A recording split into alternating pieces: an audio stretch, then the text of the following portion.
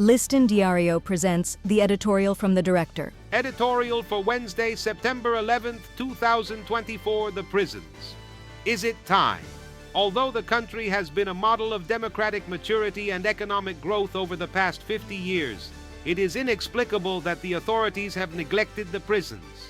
For decades, the prison population has grown, and the justice system has been cramming inmates into the same facilities designed for far fewer individuals. The main problem, overcrowding, is compounded by the paralysis of judicial processes, which turns prisoners into people whose rights are violated.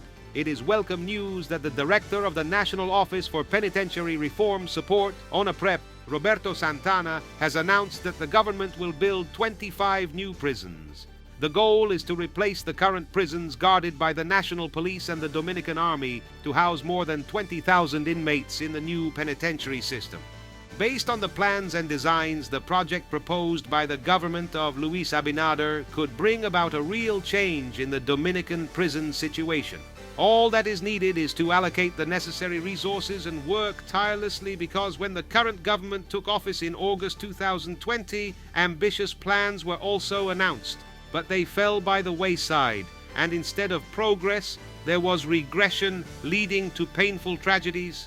The government's effort to dignify the prisons must be strongly supported by the judiciary by speeding up trials and reducing the vast number of pre-trial detainees. A country that boasts such strong economic performance, attracts investment, and is filled with tourists cannot have pockets of human beings buried in dungeons reminiscent of past eras.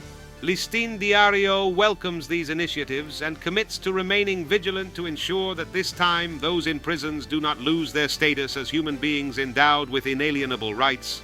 For Listin Diario, voice-over and translation by Danny Leon. Listin Diario presented the editorial from the director.